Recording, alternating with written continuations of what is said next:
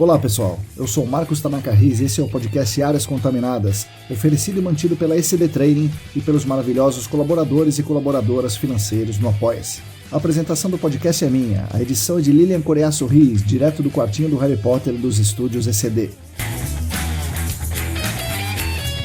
A trilha sonora é de Mauro Tanaka e de Guilherme Durão. Sigam os dois nas redes, @azalatosampa e @guilherme.durão. Estamos com muito orgulho e com a ajuda de vocês na 4ª temporada desse podcast, que tem como missão principal democratizar o acesso ao conhecimento científico sobre o gerenciamento de áreas contaminadas e sobre o meio ambiente em geral. Acreditamos na construção coletiva do conhecimento e que esse conhecimento é poder. Então o nosso grande objetivo aqui é dar poder a vocês, o poder pelo conhecimento. E ao mesmo tempo reconhecer a contribuição de cada um nessa construção coletiva. Portanto, queremos também dar voz pelo reconhecimento dessa importância. Nessa 4ª temporada, queremos continuar com esse trabalho de contribuir com os debates e fazer essa divulgação científica, e assim darmos essa nossa contribuição para construir um mundo melhor e mais justo. Contamos com todas e todos vocês nessa jornada. Venham com a gente para o podcast Áreas Contaminadas.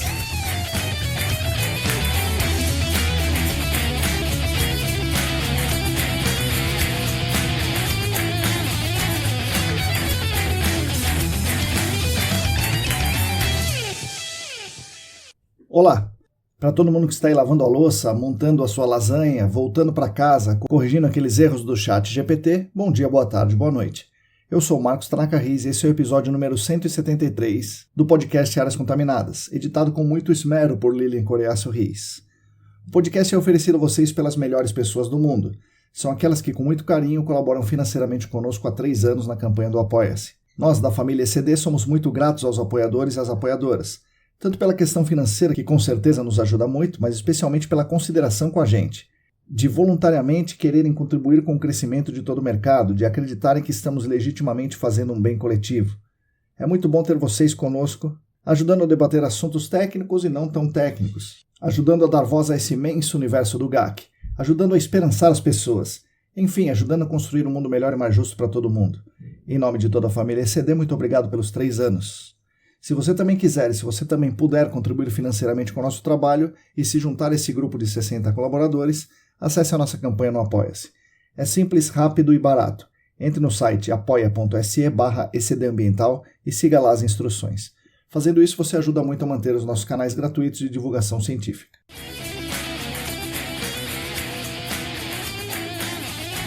O podcast Áreas Contaminadas tem também a grande honra e felicidade de contar com 3 patrocinadores que nos ajudam muito e nos orgulham muito pelo fato deles quererem atrelar a marca deles ao nosso trabalho. O patrocínio master é da Clean Environment Brasil, que comercializa produtos e tecnologias para investigação e para remediação de áreas contaminadas. Acesse o site da Clean em www.clean.com.br.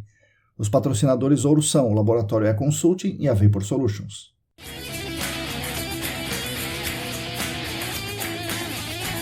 Anuncio que estão abertas as inscrições para o processo seletivo do curso de pós-graduação em remediação de áreas contaminadas do SENAC.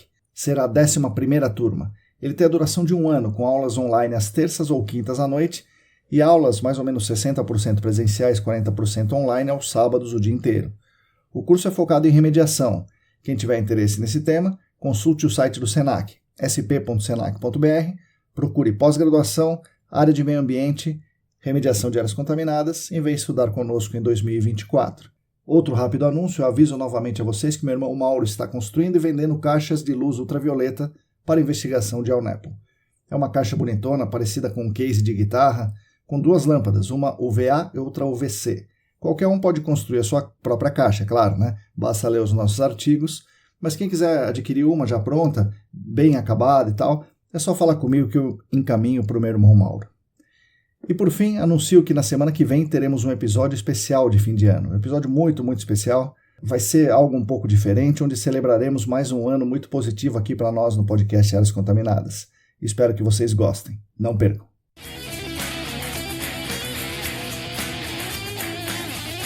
Bom, pessoal, hoje temos conosco o Daniel Rocha, geólogo até no nome, né? Formado na Unesp de Rio Claro há 16 anos e desde então ele está no GAC. Como vocês vão ver, ele tem uma visão muito clara do mercado, da evolução que o GAC passou nesse tempo, das mudanças que ocorreram no mercado, em si mesmo e na Servimar, empresa que ele atua também há quase 16 anos, desde que ele saiu da faculdade. Evolução de tecnologias, de metodologias, abordagens, de entendimentos, de tipos de clientes. Falamos de muita coisa aqui, com pitadas aí de ambientalismo, de analitização e, claro, um pouquinho de guitarras. Com certeza vocês vão gostar. Fique agora com as palavras de Daniel Rocha.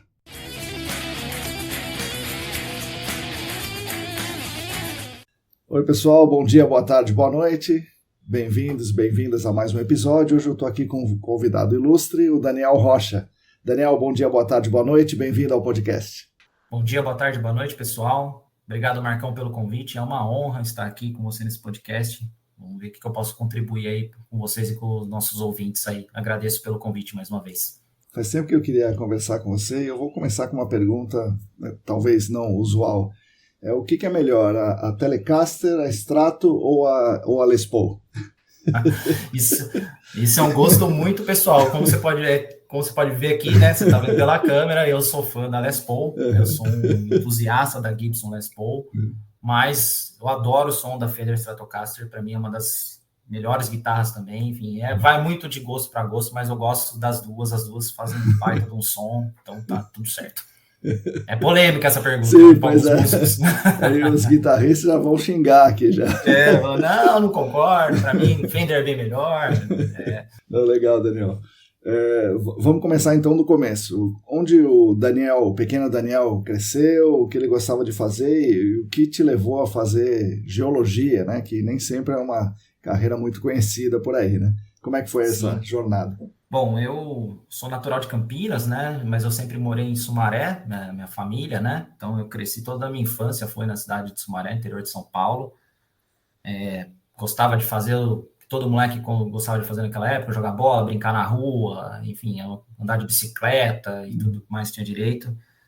Aí quando começa a chegar perto da minha adolescência, eu começo a pegar essa paixão pela música. Sem dúvida, a música faz parte da minha vida faz muito tempo.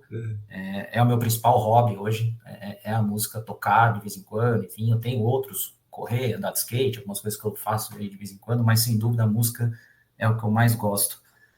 E essa parte de como escolher geologia foi um fato relativamente curioso, né, porque eu não sabia muito bem o que eu ia fazer lá no terceiro ano, né? Tinha 17 anos. E aí, o que eu vou fazer? Eu sempre gostava muito de exatas, né? Matemática, química e física e tal. E gostava muito de geografia, né? Então, aí na época eu conversei com um professor, falando para ele e tal. Ele falou, cara, se você gosta tanto de exatas e gosta de geografia, você já pensou em geologia? Eu falei, puta, cara, mas geologia, o que faz isso?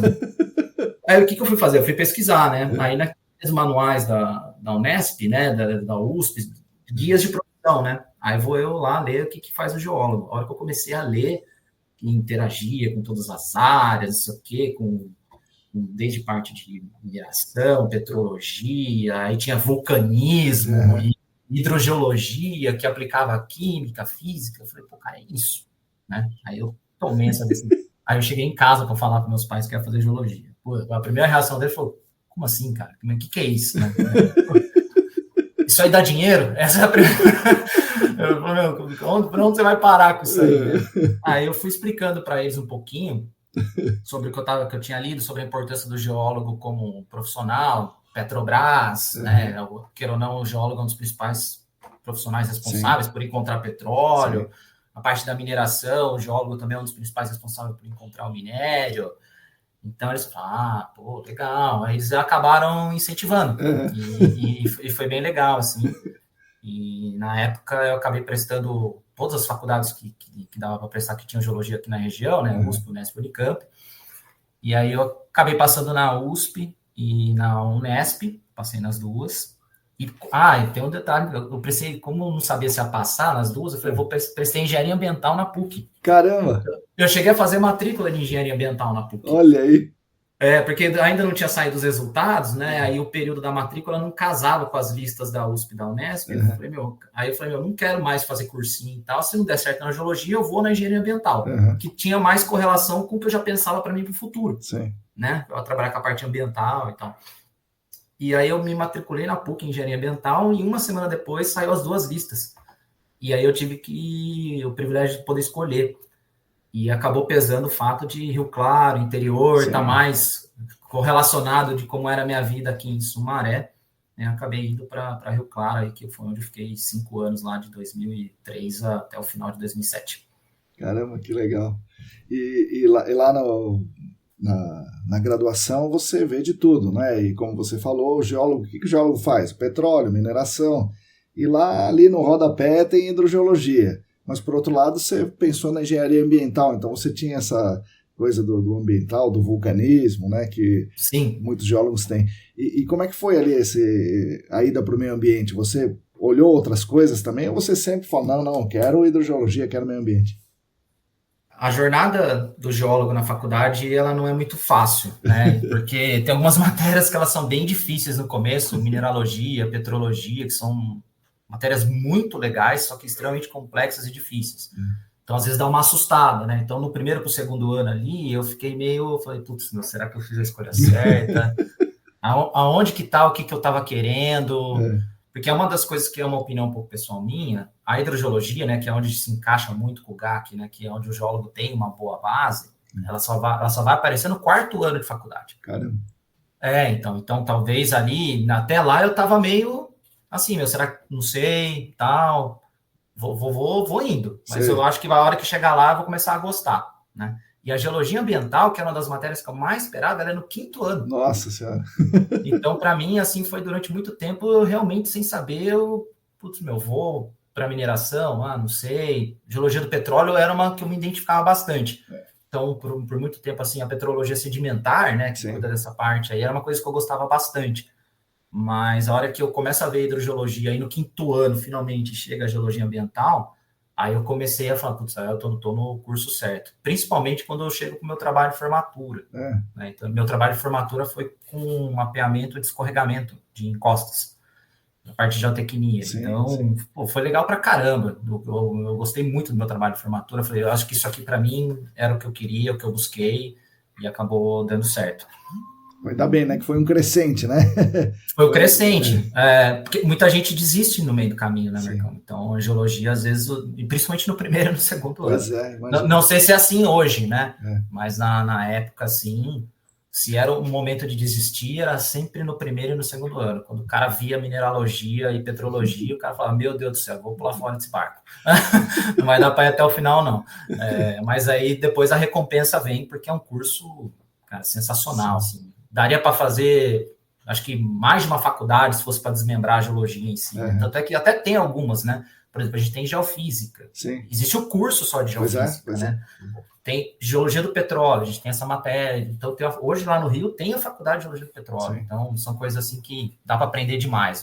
Realmente forma um profissional com uma boa base bem diversificada. Com certeza. E o engenheiro também, ele passa os perrengues no início, né? Então, tem os...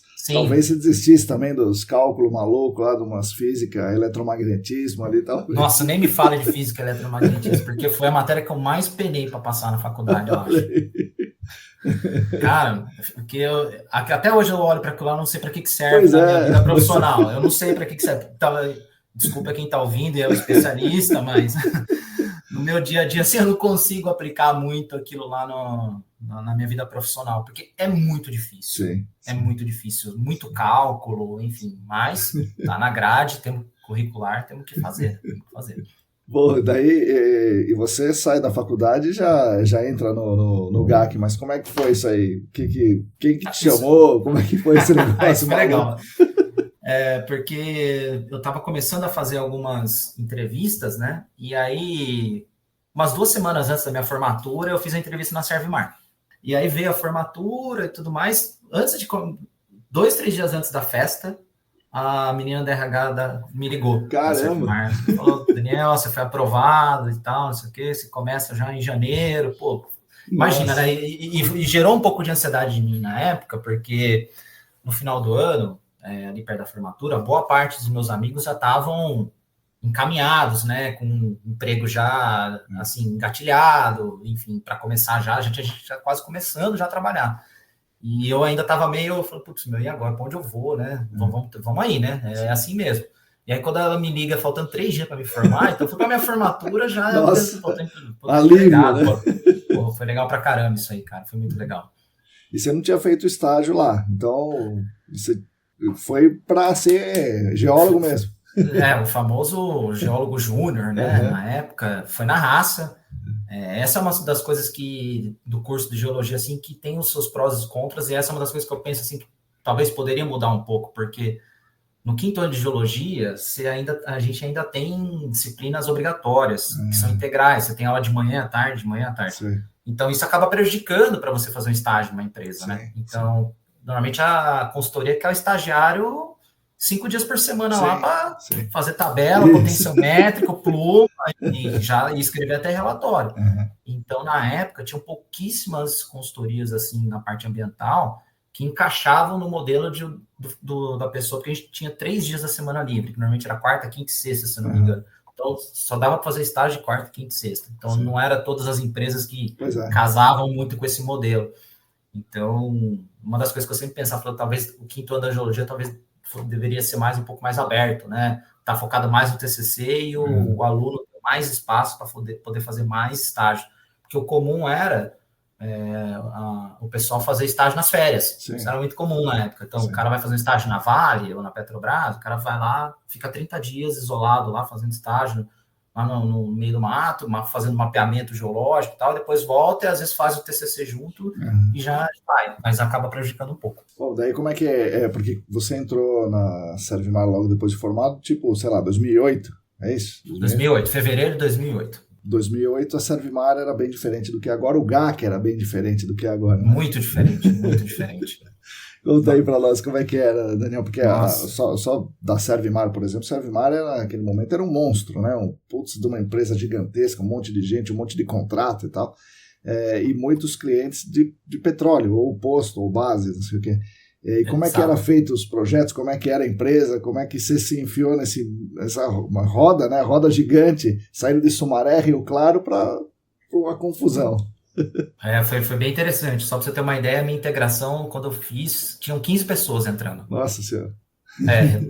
Foi uma coisa assim, eu entrei para trabalhar no bom e velho posto de gasolina. Legal. Entrei para trabalhar no contrato da Petrobras, né? Que eu entrei na parte de diagnóstico, eu começo trabalhando com diagnóstico.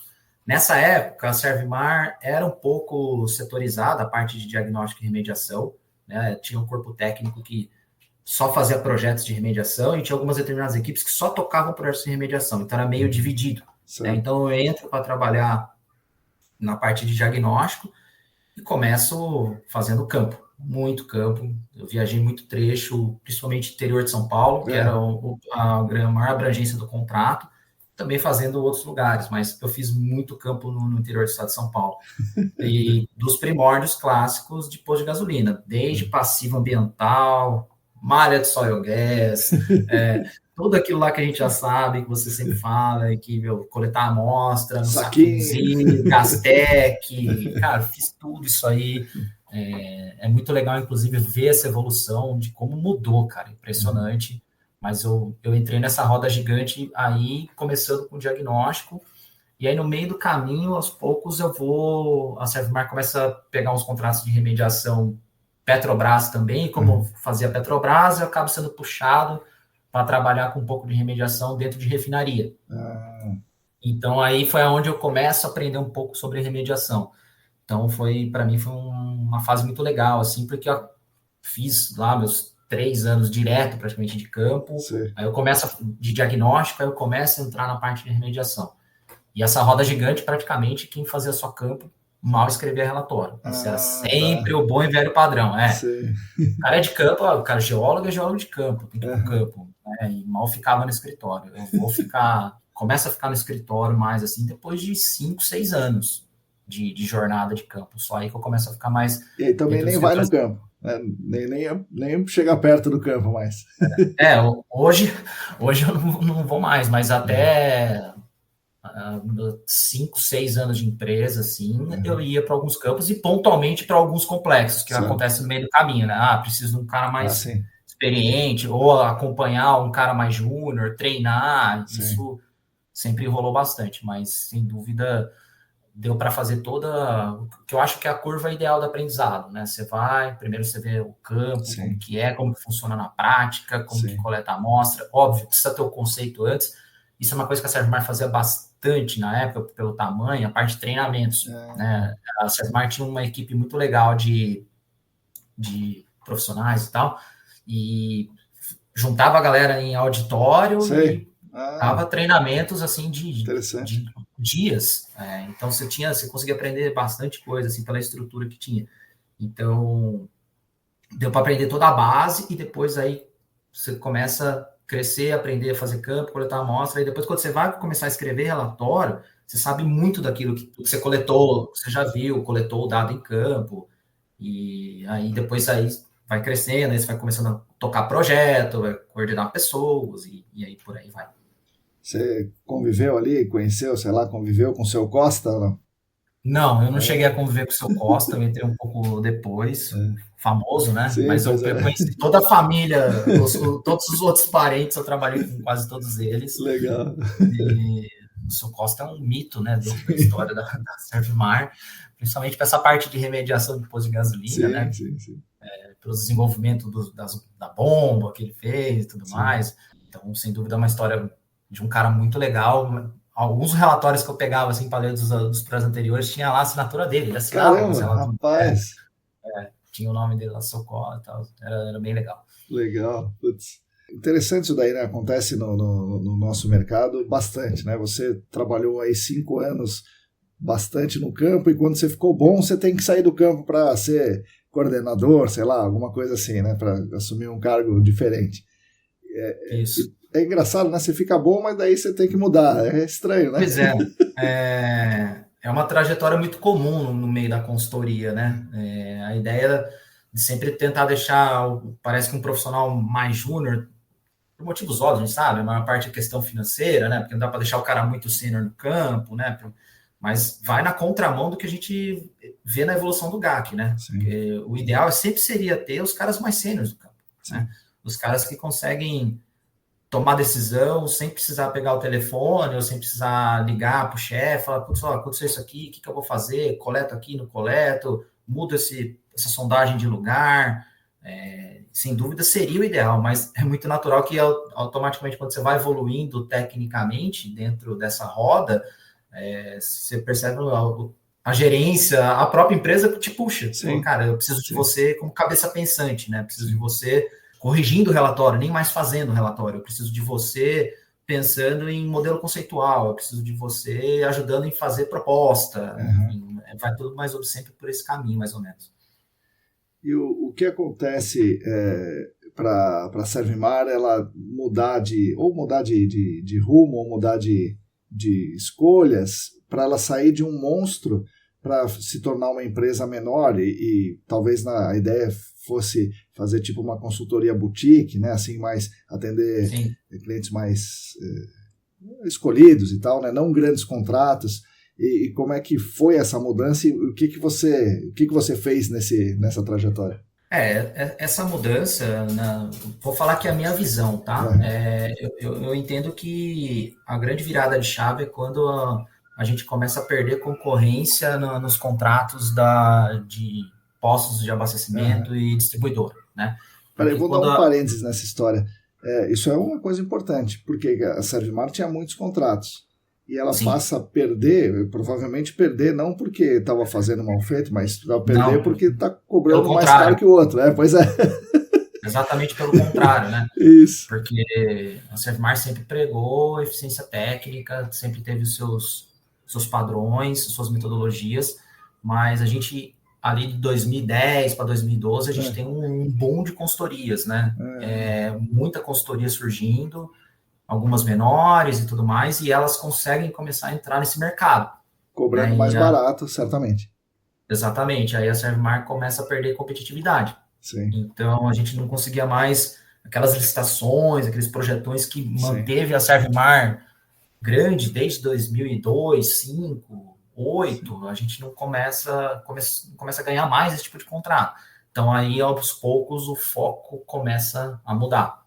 É engraçado, os clientes, grandes clientes do setor de petróleo, acho que ainda hoje, né? Mas durante muito tempo se vangloriaram de nós somos os clientes, nós queremos fazer porque a gente faz e acontece, a gente quer o melhor trabalhando para a gente aqui, mas eu sinto, né, que era mais discurso do que na prática, porque na prática era o mais barato que ia fazer, né?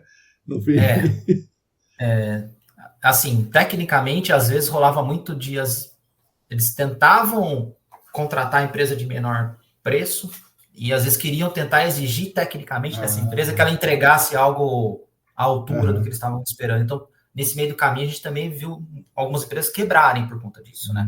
Algumas empresas que não conseguiam entregar tecnicamente o que no caso Petrobras, Ipiranga, enfim, esses grandes players aí jogavam no mercado. Então, quando tem essa virada de chave, teve um outro momento muito importante na história da Servmar também, que foi quando a Chevron vendeu a sua parte aqui para Ipiranga no Brasil, né? Então, isso vem uma outra mudança de chave, né? Porque a Servmar tinha a Chevron como um dos maiores clientes também.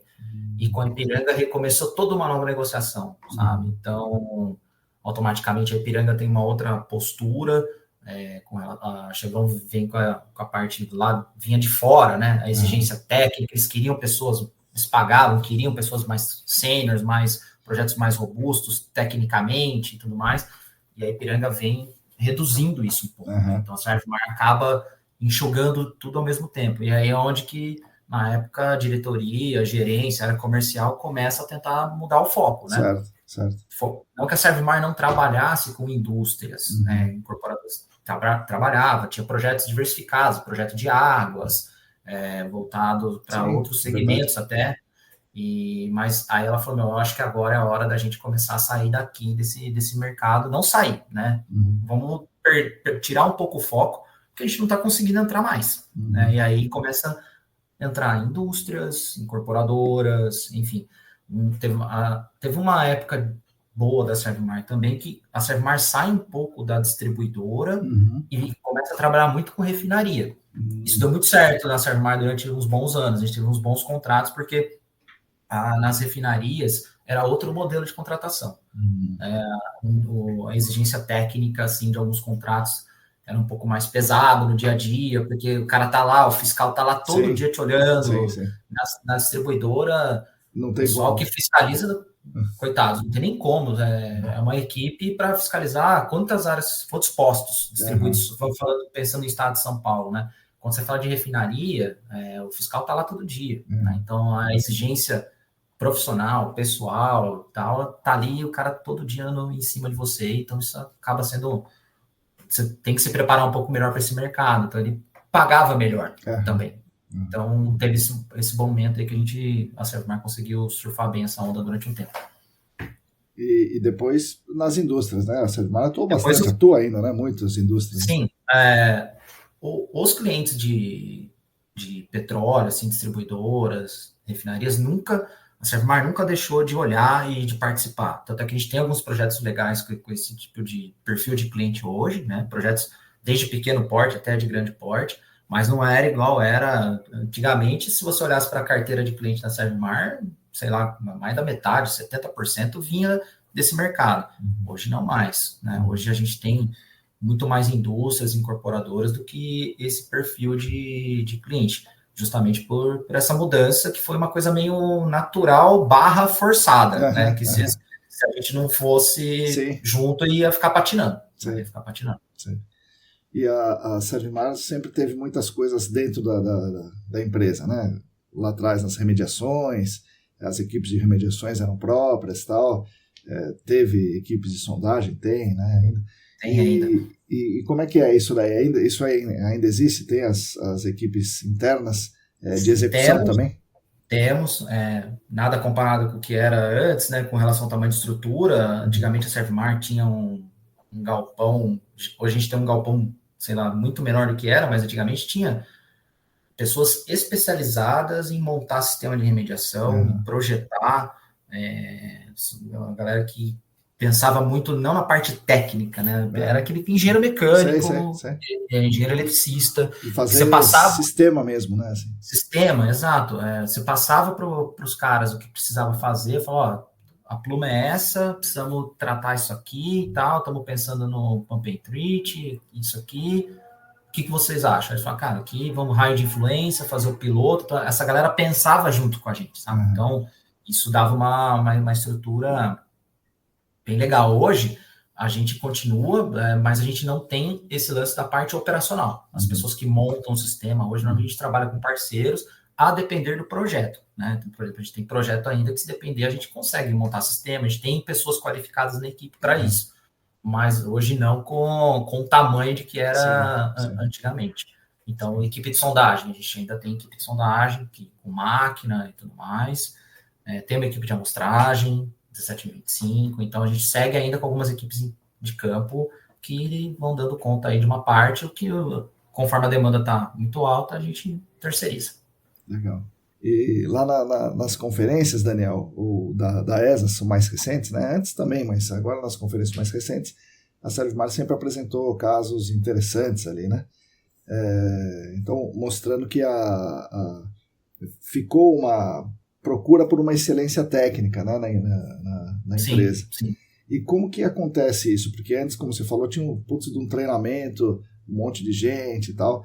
Como é que isso continua na Servimar com uma equipe menor agora? Com a equipe menor que a gente tem hoje, a gente acaba buscando uma boa parte da nossa equipe que está sempre fazendo os treinamentos da ESAS, por exemplo. É uma maneira das pessoas estarem sabendo o que está acontecendo no mercado, de novidade, metodologia e tudo mais. Então, sempre que tem um treinamento da ESAS, tem sempre alguém da Servimar participando, sempre. E a ideia é essa pessoa, quando ela participa, normalmente são sempre 2 pessoas, a gente combina de fazer uma multiplicação interna, né, para tentar compartilhar esse conhecimento com o pessoal, e a gente tenta fazer o que é o mais difícil, colocar a galera que faz campo, às vezes, que escreve relatório, colocar essas pessoas no treinamento, né, porque acaba sendo muito mais importante e produtivo para esse pessoal do que, às vezes, para a gente, que é mais... Tô como coordenador aqui, tem que estar sempre me atualizando e tal, mas essa informação precisa chegar nesse pessoal muito, né, cara, que é o pessoal que está na linha de frente.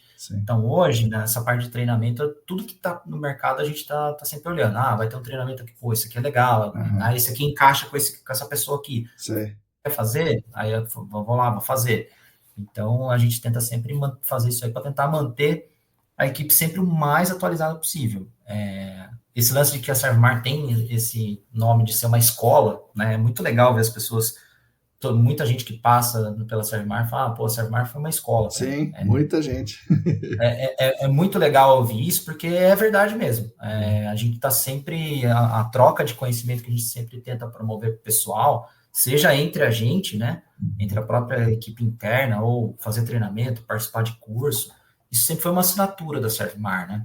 Então, eu participei de muito treinamento, fiz muito curso pago pela Servimar, e a gente continua mantendo isso até hoje para tentar o máximo possível aí de tentar manter a equipe atualizada. Que a gente enxerga assim, a excelência técnica, ela tem que ocorrer sempre. Independente se você tem 2, 10 pessoas, você tem 100. Né? Então, a gente acaba tentando buscar isso aí, dessa maneira. Tem ainda um segmentado equipe de remediação e de investigação, ou agora são equipes que fazem um projeto de cabo a rabo? Hoje a gente não tem mais segmentação. Essa é outra parte legal que por exemplo, contribuiu muito para a minha evolução profissional. Né? Então, quando eu saio um pouco, desde a época lá que eu saio da parte de posto de gasolina, refinaria e tal, a hora que eu começo a tocar projeto, eu começo a tocar um pouco de tudo. Então, aí eu trabalho com diagnóstico, com remediação, com cliente indústria, com posto. Então, quem tem a oportunidade quem teve, continuar tendo, de trabalhar nesse modelo, acaba aprendendo bastante, cara, porque são contaminantes diferentes, são modelos conceituais diferentes, são perfis de clientes diferentes, então você acaba aprendendo todos os quesitos, seja na parte do dia a dia, para aprender a lidar com esses clientes, porque tem cliente que gosta de mais atenção, outros que gostam menos e tudo mais, e também entra na parte da exigência técnica, né? Que queira ou não, tem uns que exigem mais, outros menos. Tem um cara que gosta de atenção, fala, me manda esse resultado amanhã. Me manda esse dado amanhã. Você fala, mas nem chegou aí, não, já chegou que eu olhei já. Então, tipo, tem muitas vezes de perfil. Então, o profissional que trabalha nesse modelo nosso, assim, na hora que a pessoa sai da Servimar, vai buscar outro outro horizonte aí profissional, sai muito preparado para trabalhar com diversas situações. Então, tipo, o cara não que trabalha com diagnóstico não trabalha com remediação. A gente hoje não é assim. Então, cada um trabalha com um pouco de tudo, assim, todo mundo aprende e tem essa troca aí. Hoje, como a gente trabalha é assim. Legal. E você, o que você mais gosta? Qual é o seu gosto? A investigação, o diagnóstico ou a remediação? Essa é uma pergunta difícil, cara, porque eu gosto tanto dos dois, cara, porque eu falo pela parte da investigação que eu aprendi nos últimos anos da evolução, né, cara? Você falar, primeira vez que eu vi no campo alta resolução, sabe? Monitoramento contínuo de vapores, que ela colocou, fiz um projeto com o Paulo Negrão, sabe? Quando você começa a ver esse coisa, eu falo, caramba, isso é muito legal. Só que a investigação, ela tem um tempo menor, né? É um projeto normalmente de tiro curto, né? Então você vai lá, não tem risco, não tem, vai precisar de plano de intervenção, não vai, ponto, acabou. E às vezes você acaba, em função de concorrências e tudo mais, às vezes você faz a confirmatória e o cara contrata detalhado a outra consultoria. Entendi. Então acaba rolando às vezes uma frustração. A remediação é mais, na minha visão, é mais desafiadora, né? Porque você tem lá um projeto, se você ainda conseguiu participar de montar o projeto conceitual, é um desafio, porque você fala, mano, isso aqui vai ter que funcionar, né? Porque eu vendi pro cara por 12 meses, ou 3 anos, que lá, se o cara não vê essa pluma diminuir e essas concentrações não diminuírem, eu tô lascado. Então, acaba sendo um desafio profissional maior. Por isso que, às vezes, a remediação traz esse lance de ser mais desafiador, de que você tem que acompanhar perto, ainda mais quando tem que atingir meta e tudo mais, enfim. Normalmente, o cliente tem uma expectativa, às vezes, maior na remediação, porque, às vezes, o problema é maior, né? Você fala, putz, cara, você já deu risco, já tô lascado, você testa no meu pé e tudo mais. Então, eu acabo gostando, acho que um pouco mais da remediação, mas eu não tenho como falar não do diagnóstico, eu adoro diagnóstico também. Sim. E daquilo que você vê na faculdade, tem a formação do geólogo como um todo, que é muito importante, super aplicado no GAC e tudo mais.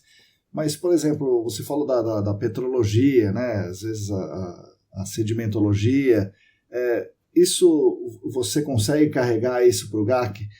Porque nós, engenheiros, a gente faz uma sondagem aqui, a gente consegue até entender o que está acontecendo aqui, depois a gente faz outra lá, até naquele local a gente consegue entender o que está acontecendo lá, mas essa união do que aconteceu aqui com o que aconteceu lá é uma coisa difícil de fazer, né? E, em geral, o geólogo sabe fazer isso melhor. Isso te ajuda ou te ajuda a formação ou te ajuda a sua experiência? O que você acha que vale mais aí? Eu acho que é um pouco de tudo, né? Eu acho que o geólogo ele tem uma formação, a base, muito boa para trabalhar com áreas contaminadas. Se for pegar a parte de descrição de solo, apesar que se você colocar 3 geólogos para descrever o mesmo perfil, eles vão divergir em tudo, tá? É briga, você sabe, né? Então, apesar disso, mas se for pegar a base da hidrogeologia, cara, que tem muito conceito básico que ajuda bastante, mas, por exemplo, na faculdade em si, não tem algo muito voltado para o GAC em si, né? Por exemplo, transporte de contaminantes, a gente viu muito superficialmente, sabe? Então, não é uma coisa muito aprofundada. Você vai conseguir ver isso em pós-graduação, né? Ou curso adicional.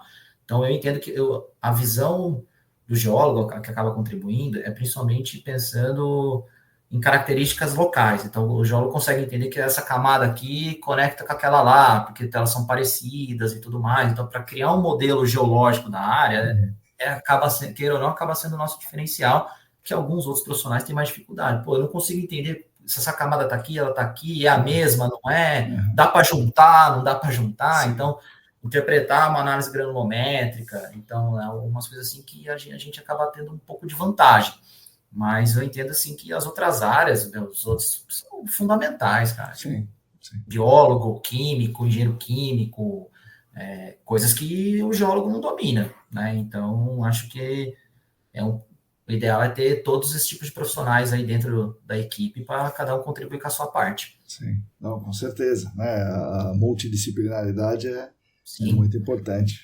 Essa é a parte que aí eu digo para você que, conforme a experiência ajuda, né? Queira ou não, você vai trabalhando com diversos tipos de projeto e contratos, você acaba ficando meio que multidisciplinar. ao longo da minha carreira, você pergunta, Daniel, você é especialista no quê? Eu acho que eu não sei dizer, eu sou especialista nisso. Não tem um tema específico, assim. É isso que é a trajetória legal, porque eu acabei aprendendo um pouco de tudo nesses 15 anos meus de carreira. Sei fazer diagnóstico, mediação, indústria, já trabalhei com clorado, com hidrocarboneto, com vapor, com termal, com não sei o que, enfim. Você acaba se especializando em alguma coisa? Não, mas você saber um pouco de tudo acaba sendo uma vantagem. E, consequentemente, trabalhando nesses projetos, eu tive contato com especialistas. Essa que é a parte legal, sabe? Então, você vai lá trabalhar com um cara que manja muito de oxidação química. Pô, você aprende demais. Então, você vai lá, o cara, isso aqui, o comportamento do oxidante vai ser assim, tem que injetar, tem que escavar para fazer soil mixing, senão não vai dar, porque tem argila. Essa argila é certeza? Aí você, como geólogo, fala, cara, aqui é uma camada argilosa pouco permeável, esse negócio não vai conseguir injetar, não. Então, é aí que rola uma sinergia legal. E nesse tempo todo aí, você falou de algumas mudanças, por exemplo, falando lá do começo, a amostragem de solo no saquinho, com trado e tal, e daí você falou agora termal, você falou vapor em tempo real, né, coisas assim muito sofisticadas. O que você notou de diferença do GAC de 2008 para o GAC de 2023? Que assim, claro, são muitas, né, mas assim, o que você pode destacar? Fala, puta, esse negócio aqui, ó, sei lá, uns 2 ou 3 aí que... Eu tenho uma para destacar na prática, porque eu lembro quando a gente coletava as amostras de solo de algumas áreas, né, quando eu fazia campo lá para 2008, 2009, né, eu percebia que no Gastec dava muita concentração, né, às vezes eu até estourava o valor do equipamento ali, e aí eu perguntava, o que deu lá? Né? Cara, não deu nada, deu um tracinho de contaminação. Eu falei, caraca, né, velho? Isso não deu nada mesmo? Estranho, né? Frasquinho boca larga, tudo aquilo que você já sabe, né?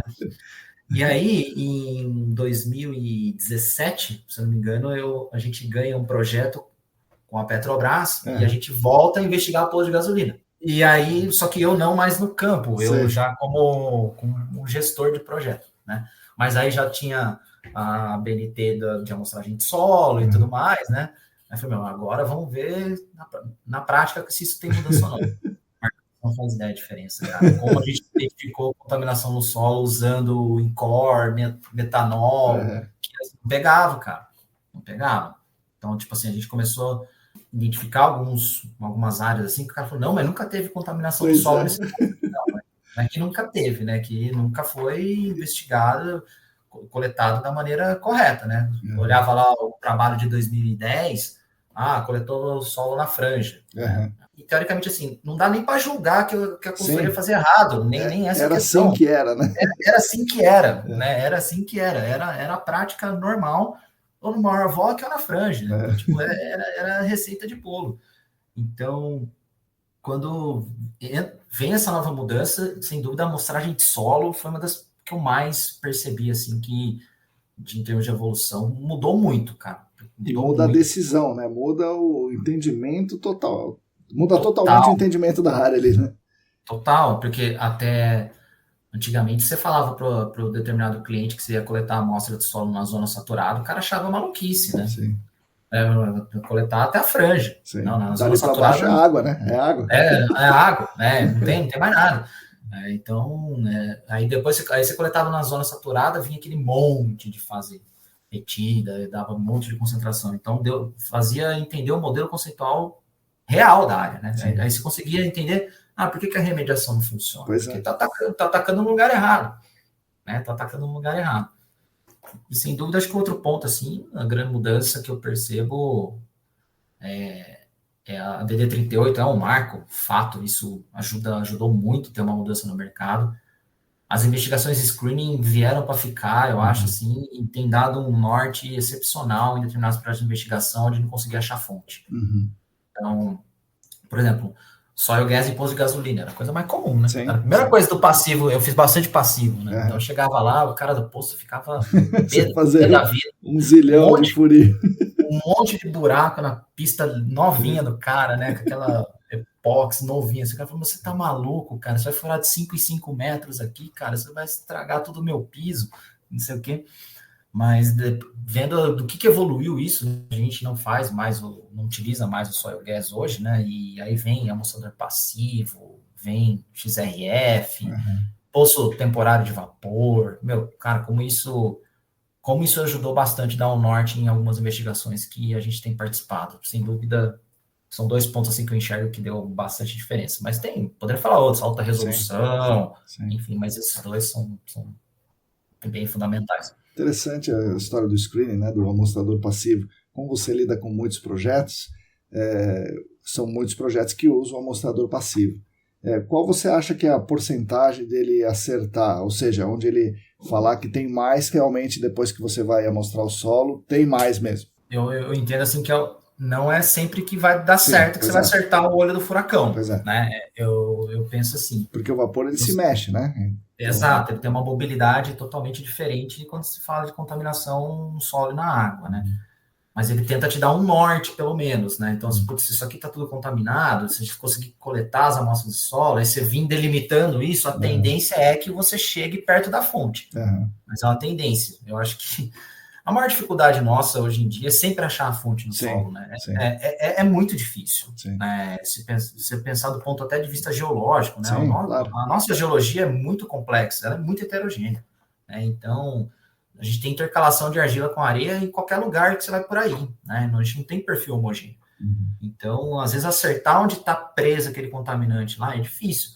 Mas o passivo, ele vem pelo menos para tentar dar um norte, né? Porque antigamente você chegava lá e falava, cara, vou furar onde? O que era comum? Espalha aí 4, 5 sondagens aí. Em que lugar? Aleatoriamente.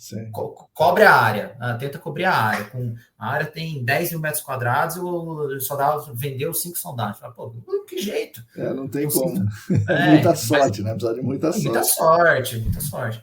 E, sem dúvida, ressalta a importância da avaliação preliminar, né? Sim. Para você ir para o método de screening, você tem que ter certeza que você não sabe o que tem lá, porque o ideal, uma preliminar bem feita, é o fundamental.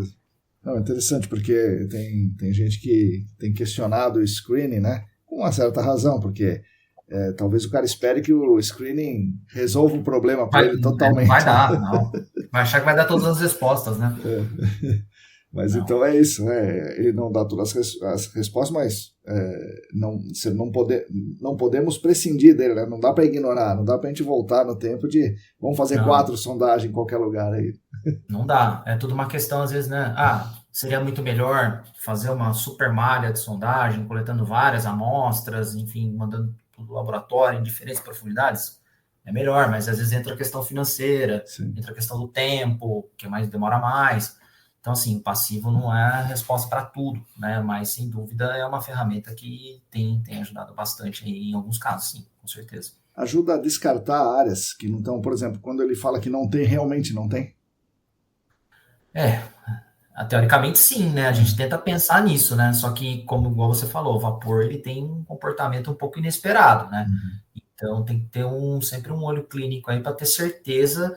Tenta puxar na preliminar lá, realmente aqui esse canto aqui não tem nada, o passivo não acusou nada, então todos os indícios vão para que não tem nada. Entendi. Mas a partir do momento que você investiga um possível hotspot que pegou no passivo, aí você fala, tá muito contaminado isso aqui, vamos, sei lá, 5 metros para o lado. Continua contaminado, 5 metros para cá. E aí vai um bom senso técnico e fala, talvez aquela área lá que a gente achou que não tinha nada, precisa dar uma olhada. É melhor revisitar. Então, às vezes, é sempre tentar tirar essa dúvida aí. E que tipo de cliente você acha melhor, assim, para que você prefere? O cliente do setor de petróleo, seja poço, seja refinaria, tem a parte legal disso daí, né? Tem a parte que não é tão legal. Indústria ou mercado imobiliário, construtoras e tal? O que você acha mais interessante? Essa é uma pergunta interessante, porque cada um tem sua particularidade, né? Um mais preocupado com prazo, outro mais preocupado com custo, talvez um outro no meio do caminho, né? Depende muito do tamanho do projeto, eu acho, né?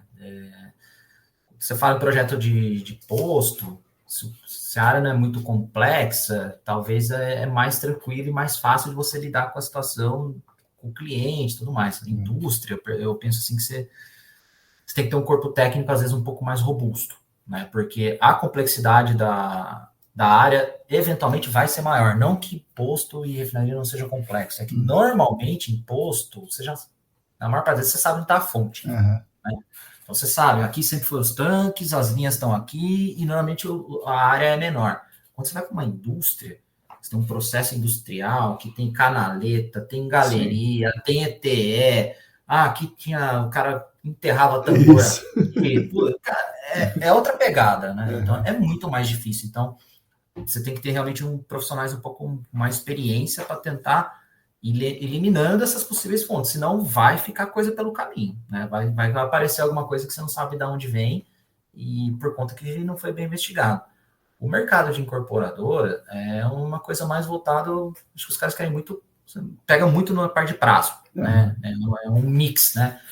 Eles querem, claro, eficiência, porque está sempre relacionado ali, a área tem que estar reabilitada para construir o prédio, tem que ter o habite, o termo de reabilitação. O foco deles é mais esse, atrelado a prazo.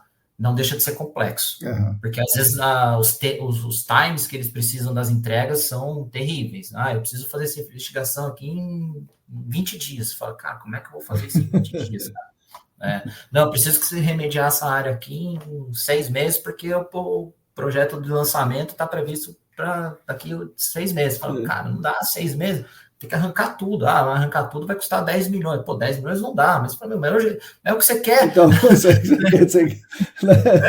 é difícil, é difícil. Todos os três têm as suas particularidades, assim. Mas trabalhar nos projetos de indústria, assim, talvez seja assim onde você consiga sentar e crescer muito. Só que, assim, precisa de dedicação. No que eu digo assim, é um cliente que demanda mais atenção, porque ele vai estar te vendo lá todo dia, então ele vai estar muito preocupado, porque ele tem vários processos atrelados ao dele com relação à execução, a parte financeira também, ele está sempre preocupado, quanto vai gastar para o ano que vem, não vai, enfim, posto já é uma coisa muito mais, um pouquinho mais planejada, já vem os projetos já vem meio prontos, que eu digo, né? Já vem lá, esse projeto aqui você vai executar isso aqui. Aí já vem uma planilha de preço, com os valores e tal. Concorrência, licitação. Aí quando você entra no mercado incorporadora, hoje em dia tem sido um pouco mais livre, né? A gente tem percebido que as incorporadoras têm dado espaço para as consultorias propor aquilo que elas acham melhor e tentar encaixar um melhor prazo aí para poder executar. Legal. Todos têm desafios e todos têm suas coisas divertidas. Dá para escolher. Tem determinados locais que segmentam para atender esse tipo de cliente, porque às vezes a pessoa não tem perfil, cara. Sim, porque, é verdade. Tipo, incorporadora, por exemplo, a pressão é um pouco maior. Então, às vezes, aquela pessoa que gosta de trabalhar um pouco mais tranquila e devagar, normalmente ela sofre para atender esse tipo de cliente. Imagino. Então, você tem que talvez pegar essa pessoa e falar, putz, essa pessoa não tem perfil para atender incorporadora, vou colocar para trabalhar com indústria. Isso. Ela vai ter um pouco mais de calma. Né? Então, estudar mais, né? Então... Estudar mais, enfim. Qual que é mais complexo ou menos complexo? Todos são. Todos têm as suas complexidades, mas às vezes ela também tem que saber encaixar, colocar a pessoa certa para trabalhar no cliente certo, senão também vai travar tudo lá na frente. Sim. E como você acha que vai ser? A gente fez uma série recente, né, do futuro do GAC, e como você acha que vai ser o GAC daqui nos próximos 10 anos? E como você se vê inserido nessa loucura? Vai ter inteligência artificial fazendo relatório? Vai ter sensor? O que você acha que vai ter? Aliás, essa série é bem legal, né? Olha, eu acho assim, tem bastante coisa para a gente fazer no GAC pelos próximos 10, 15 anos ainda, eu acho. Tem muita área para investigar ainda que não foi investigada. E tem muita área que, infelizmente, por questões que a gente discutiu até agora, conversou até agora aqui, foram mal investigadas. Né? Porque antigamente não tinha tecnologia adequada, não tinha-se o conhecimento que a gente tem hoje. Então, acho que ainda a gente tem o lance de contaminantes emergentes aí que estão aí. Aqui no Brasil ainda está começando a entrar, mas ainda muito pouco comparado com o que a gente vê lá fora. Tem alguns que a gente sempre fala, né, que são intocáveis, a gente fala muito do agrotóxico, que ninguém olha praticamente para isso aí, né, ninguém dá devida atenção para isso. Então, tem o lance de chegar, eu acho que cada vez mais a tendência é chegar em remediação sustentável, acho que isso é o futuro.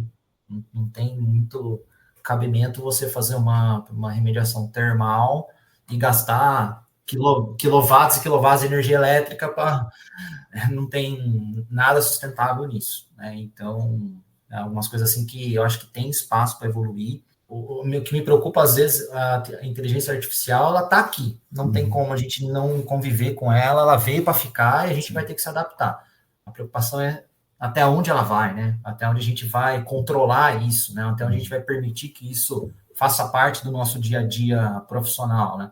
Você colocar uma inteligência artificial para corrigir relatório, para fazer relatório, o coração do GAC é isso, né? Sim. Você colocar a cabeça pensante para interpretar o resultado e fazer modelo conceitual. Sim. Então, eu espero que a inteligência artificial contribua, talvez, de outras maneiras, igual você falou, dados automatizados, contribua com desenvolver programas para facilitar a interpretação de resultado, alguma coisa nessa linha sem entrar muito no mérito de interpretar o que o profissional pode fazer. Eu acho que talvez seria tentar, só que essa linha é muito tênue, né? Sim. Cada vez mais, porque a inteligência os caras vão desenvolvendo programas, vai ficando, é mais barato, não precisa mais do coitado do estagiário, porque a inteligência artificial faz tudo, aí o que o estagiário vai fazer de tabela, de pluma e tal, porque tem algumas coisas que já entrega a pluma pronta, né, cara? Então você fala, pô, cara, mas o que o cara vai aprender? Se ele não conseguir pegar um dado de campo, interpretar, botar na planta, imprimir, traçar, triangular potenciométrica, eu falo, cara, isso é a base. Sim. Sabe? Isso aí é a base para o cara entender futuramente uma avaliação de risco, um plano de intervenção. Então, eu vejo que tem muito espaço ainda para isso crescer. Como que eu me vejo? Eu penso que vai ser bem difícil lidar com isso em termos de gestão de pessoas e essas coisas. Não vai ser fácil, principalmente para os cargos de liderança. Não vai ser fácil. Então, eu espero estar adaptado e o que eu penso, assim, que eu me planejo profissionalmente é estar sempre antenado com isso e estar sempre acompanhando o que está acontecendo, cursos e tudo mais, porque veio para ficar, né? Agora, o lance vai ser como que nós e o mercado vamos conviver com isso. Acho que essa é a grande dificuldade.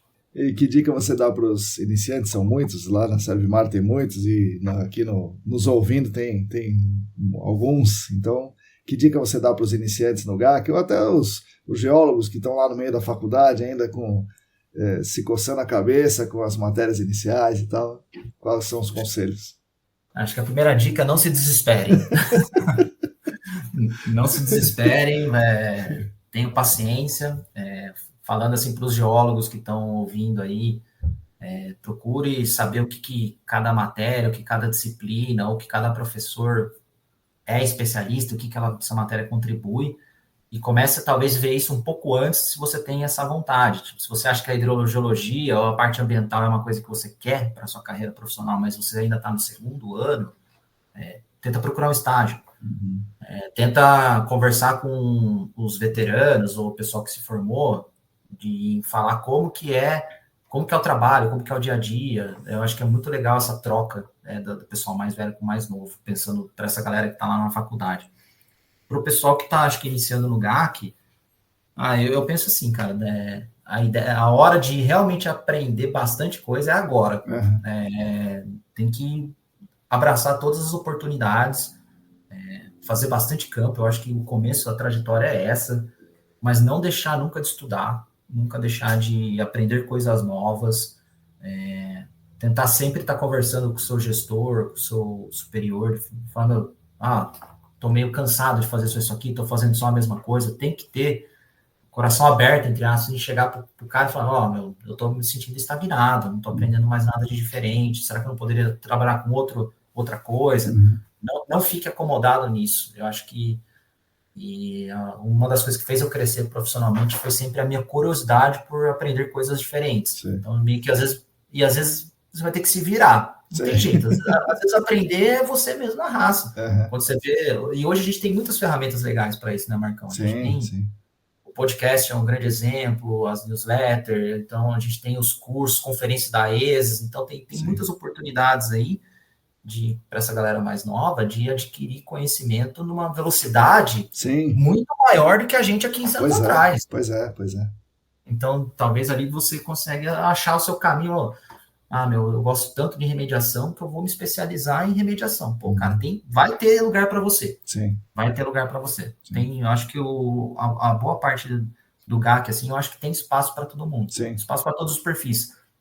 Aqueles que são mais focados em gerenciar contrato, coordenar a pessoa, resultado, relatório, não aqueles caras que são mais técnicos, aqueles caras que trabalham mais com incorporador, outros com mais indústria, outro com posto de gasolina. Eu penso que o GAC tem espaço para todo mundo. Então, eu acho que o recado seria: corra atrás que as coisas acontecem naturalmente. Daniel, você é um cara que todo mundo está ouvindo aqui, conversa muito bem, tem as ideias claras, fala relativamente rápido, né? E como é que você cuida da desaceleração? Porque os projetos estão aqui correndo e tal. Você falou da música e tal, mas o quanto isso é importante para você? Você se policia para largar o trabalho num determinado horário? Ou você vai fazendo isso, você não desliga? Como é que você costuma fazer? Eu sou ansioso de natureza, cara, né? Sou um cara relativamente ansioso, um pouco acelerado, mas eu tento, sem dúvida, colocar alguns breaks, né? Por exemplo, minha jornada de trabalho, eu tento sempre ser meio... Assim, eu vou começar a trabalhar umas 7h30 às 8h e vou tentar parar às 6h. Eu tento evitar, às vezes não dá, às vezes não dá. Mas a minha disciplina, a minha rotina é sempre tentar parar para que eu consiga sair para praticar um esporte, para fazer um som, tocar uma música, escutar a música, para ver série, para poder, sei lá, dar um rolê, sair.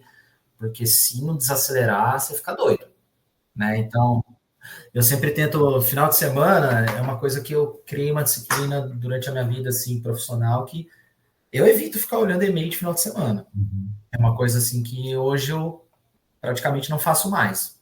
Então, se a pessoa quiser falar comigo algo muito urgente, te mandei um e-mail no domingo, no sábado, fala, putz, cara, se era tão urgente, me ligasse. Sabe? Então, porque é uma maneira de desconectar, por exemplo, colocar e-mail no celular para ficar aparecendo lá toda hora os e-mails chegando. Eu tirei isso aí também, porque são coisas que vai gerando ansiedade. Tipo, você tá lá tomando uma cerveja com seus amigos, aí começa a... Fulano tá trabalhando ainda e mandando coisa para você. Você fala, cara, você se sente mal porque você já parou de trabalhar e já tá tomando cerveja, mesmo estando no horário, isso já são, sei lá, 7, 8 horas da noite da sexta-feira, mas tem alguém trabalhando e tá, você sabe, perde um pouco desse... Você não desliga, né? Então, eu acabo desacelerando muito com os meus hobbies, né? Que é sair com os amigos, tocar música, enfim, um esporte, outra coisa que faz me desligar, é isso. Legal. Daniel, agora você pode fazer uma pergunta para mim um pouco mais fácil do que eu fiz para você. Pô, Marcão, eu ia fazer umas 2, 3 perguntas, cara. Mas eu vou fazer uma pergunta aqui, que eu não me recordo, acho que você já deve ter falado sobre o assunto, claro, mas eu não consigo me recordar da sua opinião, que é sobre a reparação integral. Queria saber, assim, o que você acha, se realmente a gente, como ambientalistas, no caso, né, se a gente deve sempre pensar na reparação integral de uma área que está contaminada, ou se, por alguns casos, por questões socioeconômicas, né, ou até técnicas, em alguns casos, a gente deve pensar em somente gerenciar o risco. Boa pergunta. Uma boa pergunta.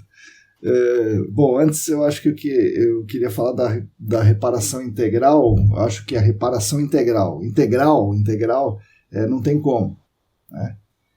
Mas gerenciar os riscos. Então sempre a gente vai acabar gerenciando os riscos. Mas quais riscos? O que a gente tem feito no mercado é gerenciar o risco que existe, né? Que está acontecendo ali, por exemplo, intrusão de vapores, e existe um risco de ingestão de água subterrânea, mas é um risco hipotético, já que ninguém está tomando aquela água, né? Então a via não se completa porque não tem uma forma de acesso à água subterrânea naquele momento, né? Então eu sou a favor, nesse caso aí, da eliminação de todos os riscos, inclusive ou seja, a água subterrânea tem que chegar nos padrões de potabilidade em algum momento, né? Como você falou, tecnicamente isso é complexo, mas a gente tem que buscar isso, né? Se for complexo, mas é complexo quanto, né? Quanto complexo é?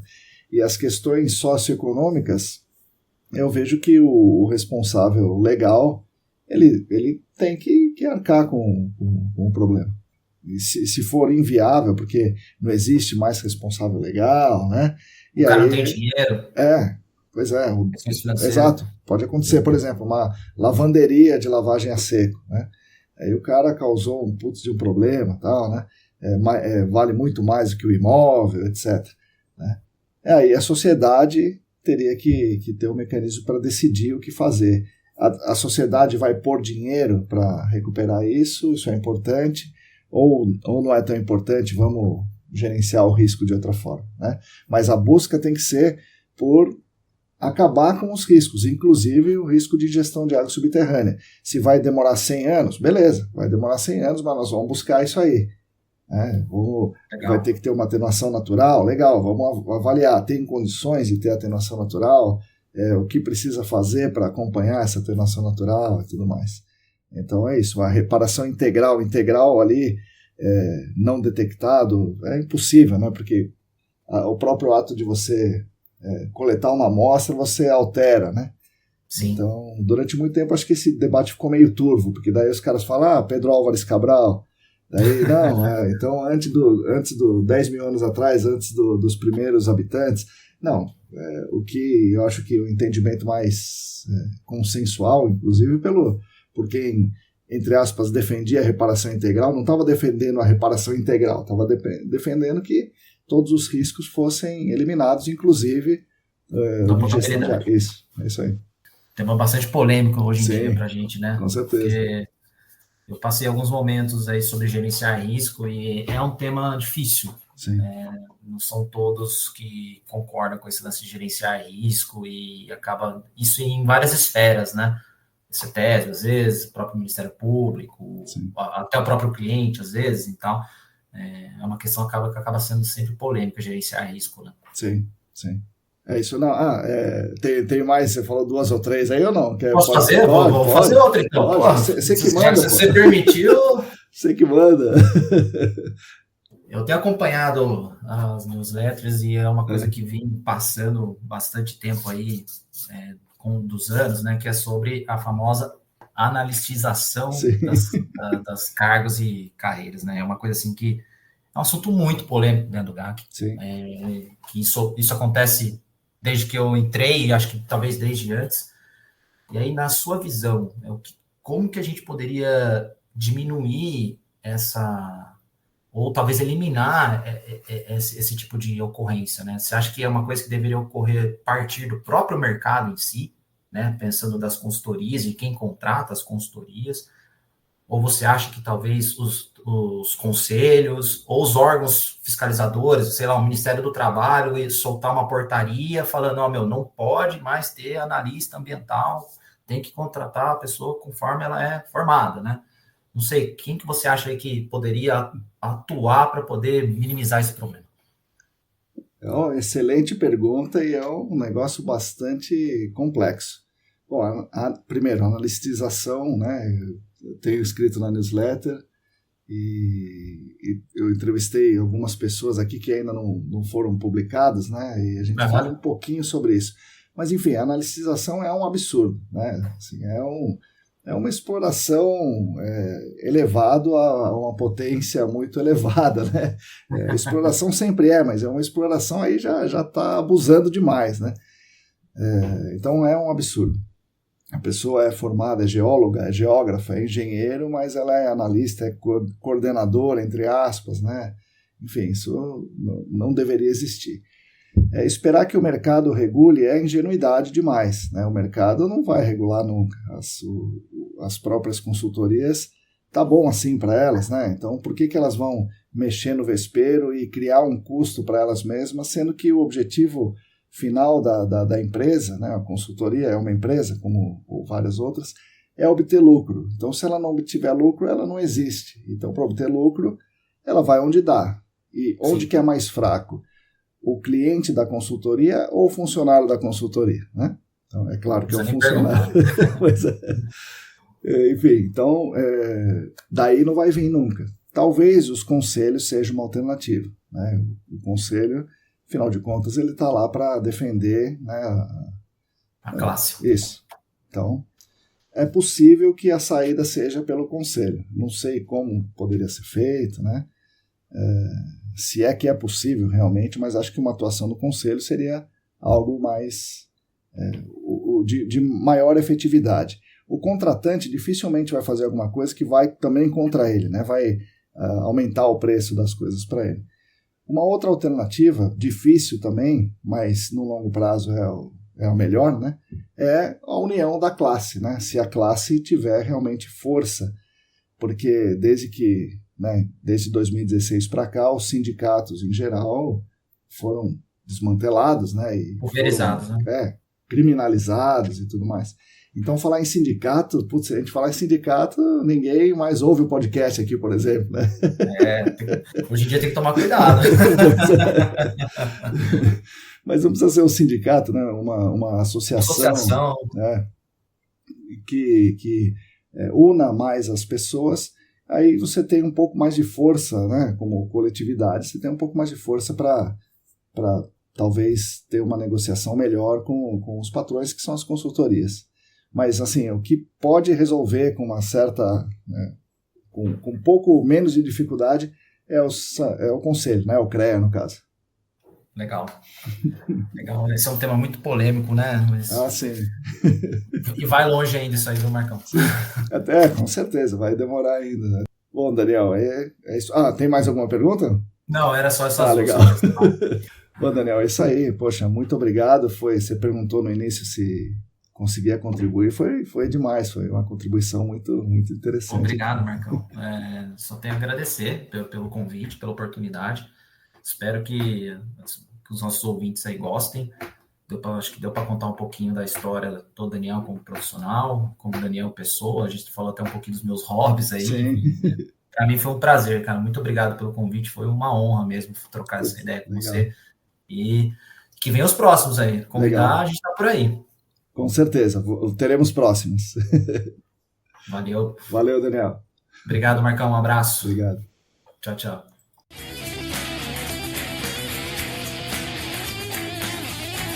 Bom, pessoal, espero que vocês tenham gostado dessa nossa conversa. Foi um belo bate-papo, mais uma vez com muitas reflexões interessantes que eu gostaria de destacar aqui nesse final. A primeira coisa interessante é a evolução das nossas abordagens. Como vocês viram, a amostragem de solo era completamente negligenciada lá atrás. Com a coleta de uma única amostra por ponto de sondagem, uma única amostra para representar a sondagem inteira, para ser enviada para análise química, com uma seleção precária feita no saquinho zip de uma alíquota ali para representar a outra alíquota, né? É uma coisa assim, sem sentido nenhum. A preservação dessa amostra num frasco inadequado, e tudo isso causava as famosas conclusões. No solo nunca tem nada, sempre é ND. Portanto, toda a contaminação que porventura existe está na água, o que é um grave erro conceitual que resultou em muitas remediações infinitas aí pelo tempo que passou, e ainda hoje isso acontece.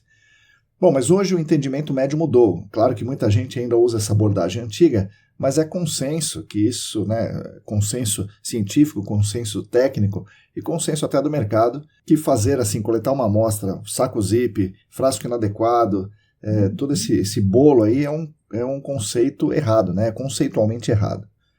A segunda coisa que eu gostaria de destacar é a diferença do mercado no que se refere ao tipo do cliente. Clientes do setor de petróleo têm algumas características, desejos e dores que são diferentes do cliente industrial, que por sua vez é muito diferente do cliente do setor imobiliário. Isso impacta no trabalhador do GAC, que tem que reconhecer essas diferenças e muitas vezes entender em qual desse cliente ele melhor se encaixa. Seja você um trabalhador de uma consultoria grande ou de uma consultoria pequena, é importante você entender essas diferenças. E por fim, outro ponto muito importante, a evolução do Daniel na carreira de fazer praticamente só campos de investigação de poços por um bom tempo e posteriormente ir caminhando para remediação, para outros clientes, para gestão de projetos, enfim, mudando o foco dentro do GAC, ainda aqui na mesma empresa, fez com que ele tivesse uma caixa de ferramentas, um arsenal de habilidades e competências muito importantes para ser o que ele é hoje. Para que ele tivesse essa evolução, para que ele pudesse fazer tudo isso, ele teve o privilégio de poder experimentar, de poder aprender dentro da empresa com pessoas mais experientes e poder se capacitar fazendo vários cursos internos e externos. E novamente no episódio de entrevistas aqui a gente tem que ressaltar a importância para o nosso mercado do treinamento, da formação dos profissionais que estão começando, E aí, mais uma vez, a gente vê que a nossa área é muito singular, porque o aprendizado é constante e ininterrupto. Quem estiver nessa área, né, quem estiver no nosso mercado, precisa saber disso para aumentar as suas chances de escapar das inteligências artificiais que vêm certamente para reduzir os custos das empresas. E você, trabalhador, trabalhadora, é o gerador da riqueza por um lado, mas é o custo por outro lado. Então vamos nos capacitar, de preferência coletivamente, para a gente sair do custo e ir na geração de riqueza e aumentar a nossa chance aí de vencer as inteligências artificiais, pelo menos vencer no sentido de termos função dentro do mercado, né? Enfim, espero que vocês tenham gostado dessa conversa e que tenham aproveitado e que tenham aprendido. Agradeço demais ao Daniel e agradeço novamente aos nossos patrocinadores, a Clean Environment Brasil como patrocinadora Master, o Laboratório Consulting e a Vapor Solutions como patrocinadores Ouro. E agradeço demais aos nossos queridos e queridas apoiadores financeiros no Apoia-se. Estamos aqui caminhando, lendo, escrevendo, falando, discutindo por causa de vocês. Repetindo aqui, se você quiser e se você puder, contribua financeiramente conosco. O site é apoia.se/ECDambiental. Nós da ECD Training, junto com vocês que estão nos ouvindo, continuaremos esperançando as pessoas e lutando por um mundo melhor e mais justo para todas e todos, especialmente para as futuras gerações. Siga a gente por aí, YouTube, Telegram, Facebook, Instagram, newsletter, assine a nossa newsletter e fiquem conectados conosco. A todas e todos vocês, muito obrigado e até a semana que vem.